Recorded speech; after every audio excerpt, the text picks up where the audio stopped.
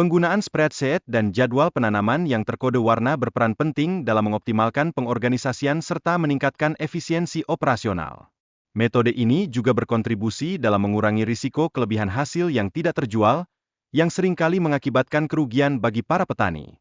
Selanjutnya, pembangunan rencana tanaman yang detail memerlukan kolaborasi yang erat dengan klien utama. Melalui kerjasama ini, petani dapat memastikan bahwa hasil pertanian yang dihasilkan benar-benar sejalan dengan permintaan pasar, sehingga meningkatkan peluang penjualan. Transisi fokus dari pasar petani ke penjualan langsung ke restoran dapat secara signifikan meningkatkan permintaan serta keuntungan. Strategi ini memungkinkan para petani untuk memenuhi kebutuhan spesifik klien mereka, menciptakan hubungan bisnis yang saling menguntungkan.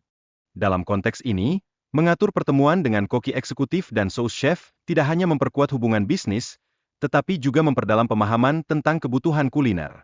Persiapan agenda yang terperinci menunjukkan keseriusan dan profesionalisme yang dapat menginspirasi kepercayaan dari mitra bisnis.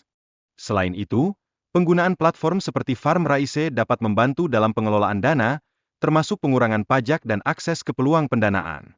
Hal ini sangat menguntungkan, terutama bagi petani yang ingin mengelola pembukuan mereka dengan lebih efisien dan transparan.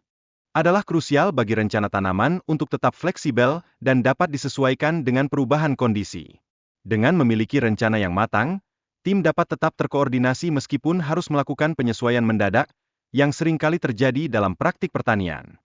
Membuat jadwal penanaman yang terstruktur dan terencana dengan baik membantu dalam memaksimalkan hasil panen. Dengan memanfaatkan peta dan spreadsheet, petani dapat merencanakan secara efektif untuk memanfaatkan lahan dan waktu secara optimal. Permintaan pasar berfungsi sebagai faktor utama dalam menentukan jenis tanaman yang akan ditanam. Sebagai contoh, tanaman seperti selada berpotensi memberikan keuntungan tinggi, namun juga disertai dengan risiko yang harus dikelola dengan bijak.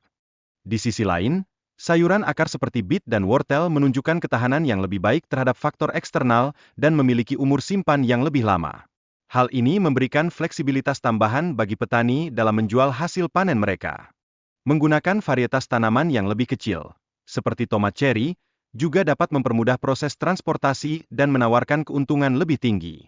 Ini sangat berbanding terbalik dengan tomat besar, yang seringkali lebih berat dan rentan terhadap kerusakan. Sangat penting untuk memperhatikan waktu yang dibutuhkan untuk menanam dan memanen.